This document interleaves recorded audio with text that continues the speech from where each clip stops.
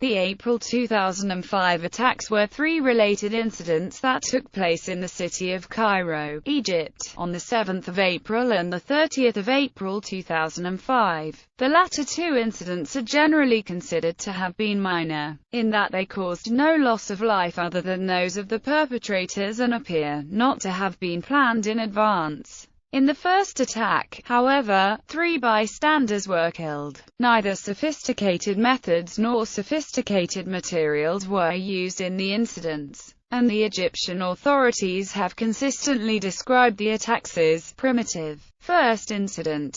Khan el-Khalili. On Thursday, the 7th of April 2005, a suicide bomber detonated an explosive device on Sharia al-Mosque in Islamic Cairo, near the Al-Hussein Mosque and Khan el-Khalili, a major souk popular with tourists and Egyptians alike. 3 foreign tourists were killed, and 11 Egyptians and 7 other overseas visitors were injured. Egyptian police identified the bomber as Mohammed Sobhi Ali Jiddan, originally from Kalyubia Governorate in northern Egypt, but then living in the North Cairo district of Shobra. Second incident. The 6th of October bridge. The first of a number of attacks on Saturday, the 30th of April, took place at 15H15 Egypt summertime in a city bus station located in a 300-meter-wide concourse between the Ramses Hilton Hotel and the Egyptian Museum near Cairo's main traffic intersection. Ehab Yusri Yassin, an Egyptian man suspected of involvement in the 7th of April attack, was being pursued along the 6th of October bridge, a flyover leading into center of Cairo from the River Nile island of Gezira.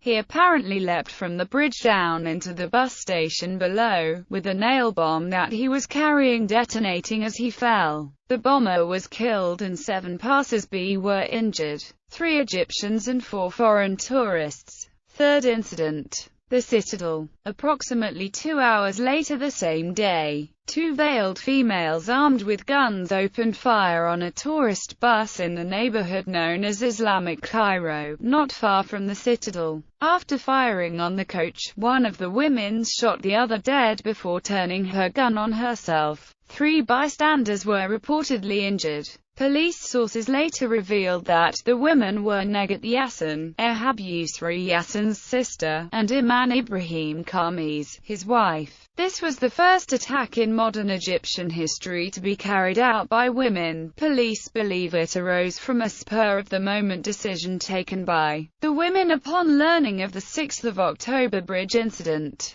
Aftermath. 2 groups claimed responsibility in the early evening hours, local time: the Mujahideen of Egypt and the Abdullah Azam brigades. In its statement, the latter group said the attacks were in retaliation for the government's clampdown on dissidents in the wake of the Sinai Peninsula bombings of October 2004. In the early hours of Sunday, the 1st of May, security forces arrested some 225 individuals for questioning, mostly from the Dead Three's home villages and from the area where they lived in Shibra. Particularly keenly sought was Mohammed Yassin, the teenage brother of Ehab Yusri Yassin, whom the police described as the only remaining suspect in the Bizarre bomb attack and the material witness to the Saturday afternoon shooting. Mohammed was later extradited from Libya. Over the course of the weekend, it also emerged that all 3 of the attackers involved in the attacks were relatives of Ashraf Said,